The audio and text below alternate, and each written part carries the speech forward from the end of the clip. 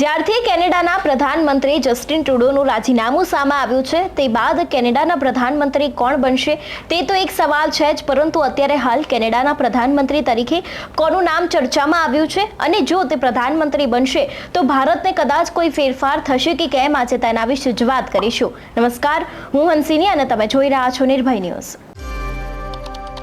કેનેડામાં અત્યારે હાલ ગુજરાતની જેમ અને ભારતની જેમ રાજકારણમાં મોટી ઉથલપાથલ આવી છે. કેનેડામાં જ્યારથી જ જસ્ટિન ટ્રુડોનું રાજીનામું સામે આવ્યું છે તે બાદ અનેક એવા નામ છે જે પીએમ માટે ચર્ચામાં આવ્યા છે.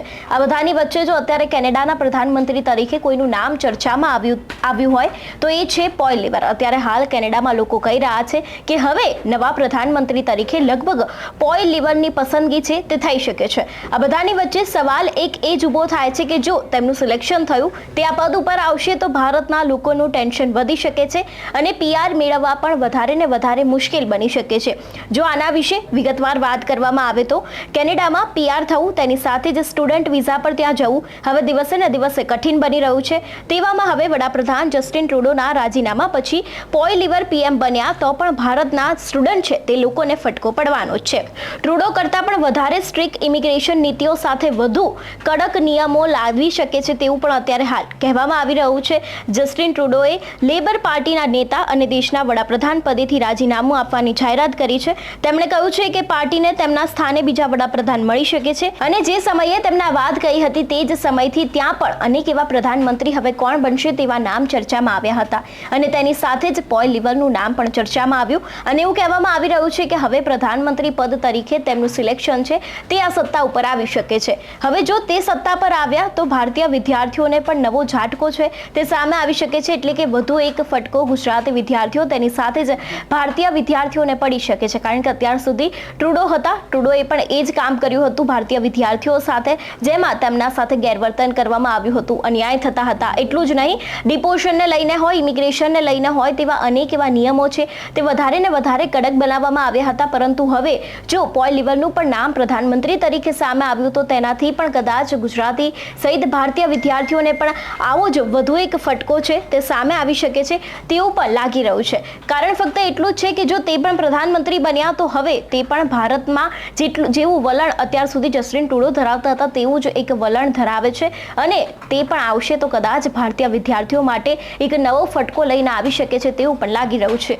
જો કેનેડાના નિયમો વિશેની વાત કરવામાં આવે તો અત્યારે હાલ કેનેડામાં વિઝાના નિયમો બદલાયા છે, વર્ક પરમિટના નિયમો બદલાયા છે. એટલું જ નહીં, કેનેડામાં જેટલા પણ અત્યારે હાલ ઇમિગ્રેશનને લઈને નિયમો બદલાયા છે આ બધા નિયમોની અસર ભારતીય વિદ્યાર્થીઓ, ગુજરાતી વિદ્યાર્થીઓને એટલી જ પડી રહી છે. હવે આ બધાની વચ્ચે જસ્ટિન ટ્રુડોએ રાજીનામું આપ્યું તેનાથી ભારતમાં કોઈ ફરક પડવાનો છે કે કેમ તેના વિશે તો વાત કરતા જ હતા.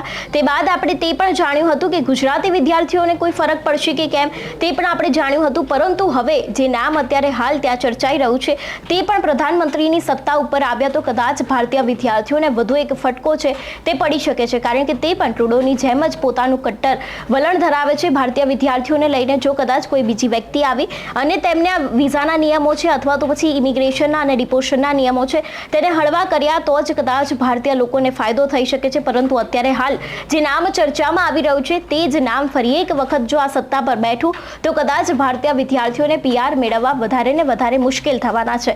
કારણ કે અત્યારે કેનેડામાં જે દાદા દાદી તેની સાથે જે માતા પિતાના જે પીઆર સ્પોન્સરશિપ હતી તેને પણ અટકાવી દેવામાં આવી છે. વિઝાના ઘણા બધા નિયમો છે તેને બદલાવી દેવામાં આવ્યા છે. ડિપોઝિશન પણ શરૂ થવાની છે તેવી પણ આપણે મીડિયાના અહેવાલો અત્યાર સુધી જોતા આવ્યા છે. પરંતુ હવે આ બધાની વચ્ચે કદાચ ઇમિગ્રેશનને લઈને પણ કોઈ ફટકો પડી શકે છે. એટલું જ નહીં, કદાચ કંઈક નવા નિયમો પણ આવી શકે છે વિઝાને લઈને તેવું પણ હવે આના ઉપરથી લાગી રહ્યું છે. વિઝાના નિયમની વાત કરવામાં આવે તો અત્યારે હાલ કેનેડામાં અનેક એવા વિઝાના નિયમો છે જે બદલાઈ ગયા છે. પરંતુ હવે આ બધાની વચ્ચે કદાચ હવે જસ્ટિન ટ્રુડોનું એક બાજુ રાજીનામું આપવું અને જે તે અત્યારે નામ ચર્ચામાં આવ્યું છે તે દરેક બંને વાત અત્યારે ભારતીય વિદ્યાર્થીઓ સહિત ગુજરાતી વિદ્યાર્થીઓ પર ભારે પડી શકે છે તેવું પણ લાગી રહ્યું છે. જોકે હવે આગામી સમયમાં આ સત્તા ઉપર કોણ આવે છે, કયા નેતાનું નામ જાહેર થાય છે, તેની સાથે જ કઈ પાર્ટીમાંથી આ સત્તા આપવામાં આવશે તે પણ જોવાનું રહેશે. ને જે તે પ્રધાનમંત્રી બન્યા તે હવે ભારતીય વિદ્યાર્થીઓ તરફ પોતાનું વલણ કેવું રાખે છે તે પણ હવે આગામી સમયમાં જોવાનું રહેશે.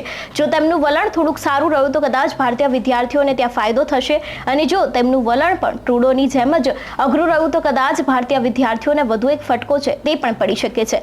તમારું શું માનવું છે આ વિષયને લઈને અમને કમેન્ટ કરીને ચોક્કસથી જણાવજો. તેની સાથે જ અમારી ચેનલ નિર્ભય ન્યૂઝને લાઇક, શેર અને સબસ્ક્રાઇબ કરવાનું ભૂલશો નહીં. નમસ્કાર.